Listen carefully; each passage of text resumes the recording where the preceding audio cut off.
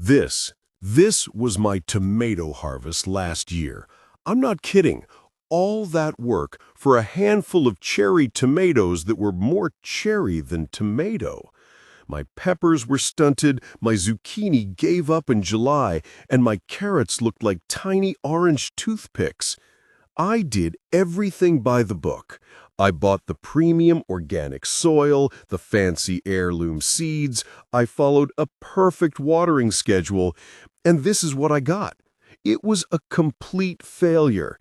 And honestly, it was embarrassing. For years, I believed the biggest lie in gardening, that a raised bed is just a box, a simple container to hold your dirt. We're told the material doesn't really matter, that as long as you have good soil, you'll get good results. But after staring at my pathetic harvest, I started to question everything. What if the box is the problem? What if the one variable I've been completely ignoring is the very thing holding my garden back? Think about it. A dark, corrugated metal bed sitting in direct sun all day. Isn't that just a slow cooker for your plant's delicate roots? An untreated wood pallet bed might seem like a cheap, rustic solution, but is it secretly leaching chemicals or inviting rot directly into your soil? We pour hundreds of dollars into compost, fertilizer, and plants. Then we dump it all into the most convenient container and just hope for the best. So this year, I'm done with guessing. I'm putting that lie to the test with a massive experiment. I've set up 5 of the most popular types of raised garden beds side by side. They're all filled with the exact same soil mix, planted with the exact same seedlings, and will get the exact same amount of sun and water. The mission is simple: to find out, once and for all, which bed creates the perfect environment for plants to thrive.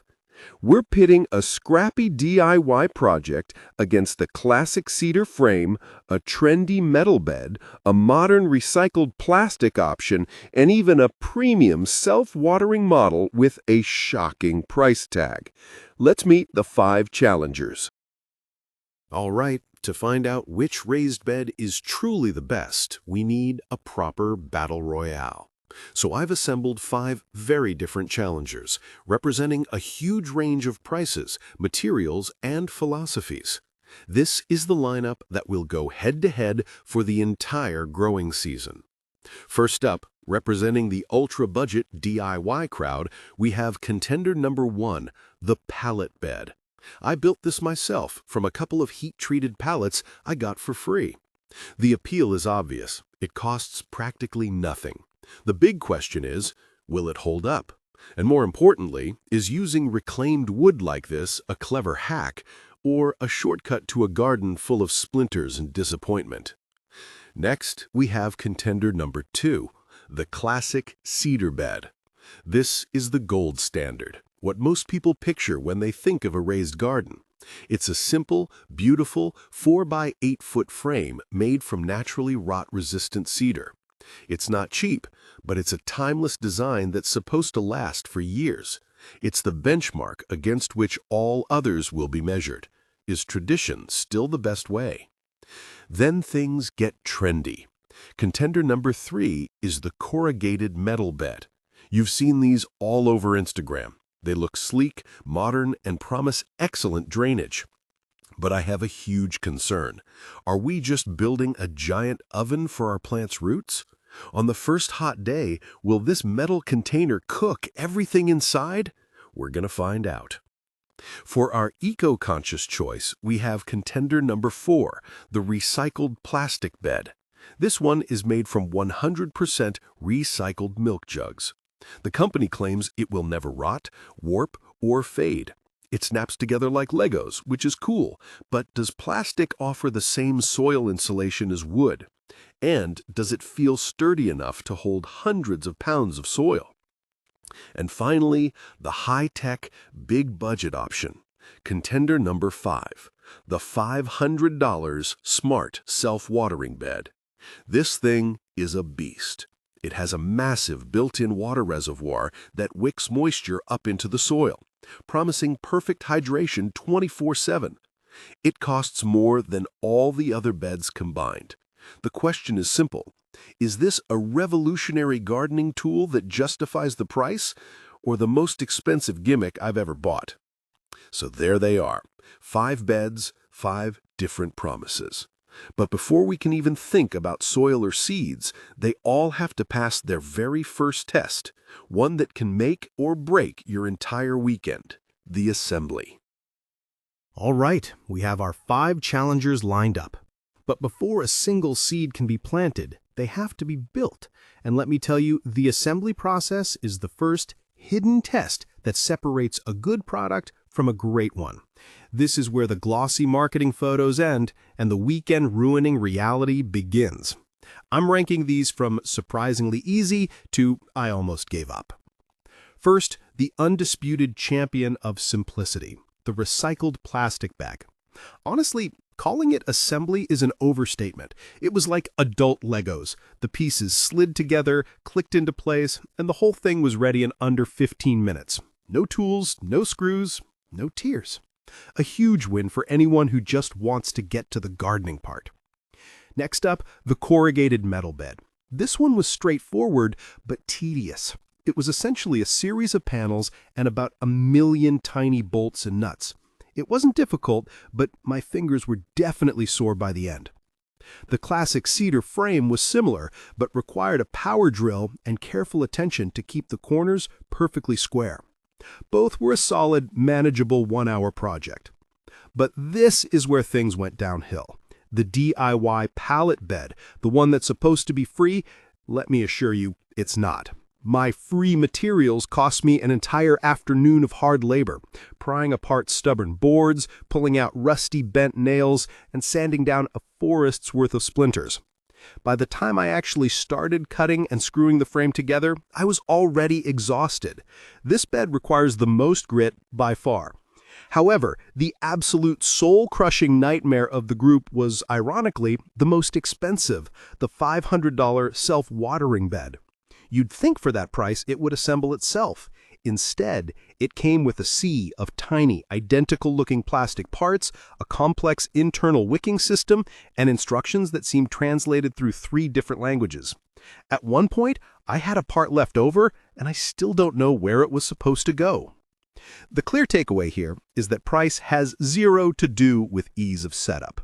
But now the hard part is over. Or is it? With all 5 beds built, filled with the exact same soil, and planted with the exact same seedlings, the real race can finally begin. The question is no longer about which one is a pain to build, but which one will actually grow bigger, healthier plants. After 30 days, we're about to get our first clues. All right, we are officially 30 days in. The assembly headaches are a distant memory, and now we get to the good stuff, the results. And let me tell you, the differences are already staggering. This isn't just about small variations. We're seeing a clear divide between the beds that are thriving and the ones that are just surviving. Let's start at the bottom of the class. The DIY pallet bed, bless its heart, is struggling. The zucchini plants are noticeably smaller, and you can see this slight yellowing on the edges of the leaves, which is never a good sign. When I push my finger into the soil, it's almost always dry, even just a day after a deep watering. It's clear this untreated wood is wicking moisture away, and the plants are paying the price for my budget-friendly approach. Moving up, we have our reliable middle-of-the-road performers, the classic cedar and the recycled plastic beds. They're doing fine. Exactly what you'd expect from a standard setup. The plants have decent growth, and the leaf color is a healthy green. They're the solid B students of the group. No major complaints, but they aren't blowing me away either. But this is where it gets really interesting. We have 2 clear frontrunners, and one is pulling ahead dramatically. The corrugated metal bed is putting up a serious fight with lush dark green foliage on the peppers, but the real star of the show is the premium self-watering bed. Just look at this. The tomato plant in here is a full 18 inches tall with thick, sturdy stems and the first flower buds already forming. Now compare that to the exact same type of tomato plant in the cedar bed, which is barely pushing 12 inches. That's a 50% size difference in just 1 month. The secret sauce here is undeniably water consistency. The reservoir in the self-watering bed is keeping the soil perfectly moist without ever being waterlogged. The plants are never stressed, so they can dedicate all their energy to explosive growth, not just survival. It's proving that the container isn't just a box for dirt, it's an active system that can dramatically change your results. But here's the thing. Fast growth is fantastic, but it's only part of the equation. As the summer heat has started to ramp up, I'm noticing some other issues. The metal bed gets incredibly hot to the touch by midday, and I'm starting to worry about what that's doing to the roots underground. And I've spotted the first signs of something munching on the leaves in the wooden bed. This early success might be hiding some serious long-term flaws that are about to come to the surface. A garden isn't a sprint, it's a marathon. And by day 60, some of our runners were starting to limp. This is where the initial glamour wears off and the long-term flaws begin to show. First, let's address the elephant in the garden, the corrugated metal bed. Everyone asks, doesn't it cook the roots? On a scorching July afternoon, I grabbed a soil thermometer to find out. The soil in the center was a balmy 85 degrees Fahrenheit, but right against the sun-facing metal wall, it spiked to a staggering 98 degrees. You could see the effect clearly. The tomato plants near the edge had leaves that were slightly more curled and stressed than the ones in the middle. It wasn't a plant killer, but it was a clear performance handicap. Then there were the wood beds. The beautiful cedar frame was holding up well, just showing some minor discoloration at the soil line. The DIY pallet bed, however, was a different story. The cheap, untreated wood was becoming spongy and dark at the base. I found a whole colony of pill bugs setting up shop in the damp corners. This bed wasn't just a container for my plants. It was becoming a bug hotel and a ticking clock for rot. The money I saved on materials was starting to feel like a down payment on future problems. But the most shocking issue came from the most expensive contender, the smart self-watering bed. It promised perfect moisture, but it delivered a little too well. Without a chance to dry out, the soil became compacted and constantly saturated. My pepper plants, which hate having wet feet, started showing classic signs of overwatering, yellowing droopy leaves despite the abundant moisture. The system designed to be foolproof had created the perfect environment for root rot. All these hidden flaws, heat stress, pests, and waterlogging, were clearly impacting the health of the plants. But how much did they affect the final outcome? A stressed plant might survive, but does it produce? The only way to know for sure is to measure the one thing that truly matters, the harvest. It's time to get out the scales. All right. After months of watering, weeding, and fighting off aphids, this is it, the moment of truth. Judgment Day for our 5 raised garden beds. I've got my shears, my harvest baskets, and we are going to strip every single plant bare to see what they truly produced. We're going to be methodical, one bed at a time, keeping each harvest separate. First up, the DIY pallet bed. And, well, it's a bit sad, isn't it? We have a handful of small, slightly cracked tomatoes and one very lonely-looking bell pepper. It's something, but let's get it on the scale. Okay, coming in at a grand total of 1.2 pounds. Not exactly a bounty. Next, the classic cedar bed. This is our baseline, what many of us would consider a standard garden. And it looks like it. A much more respectable haul here. Decent-sized tomatoes, a few good peppers. This is what I'd call a normal harvest. The scale says 3.5 pounds. Okay, solid. That's our benchmark. Now for the corrugated metal bed. I was worried this one would cook the roots, but look at this. A very impressive amount of produce, actually beating the cedar. The plants were a bit smaller, but they produced more fruit. The final weight is 4.1 pounds. A dark horse contender for sure. But now, the self-watering smart bed. Visually, this isn't even a competition. Just look at this basket. It's literally overflowing. These peppers are twice the size of the others. The tomatoes are deep red and flawless. This is the kind of harvest you see in seed catalogs and think, yeah, right. But visuals can be deceiving. The only thing that matters is the final unbiased number on this digital scale. Let's get it on there. Are you seeing this? 7.8 pounds. I am genuinely stunned. That is more than double the harvest from the classic cedar bed. It's not a small improvement. It's a complete game changer.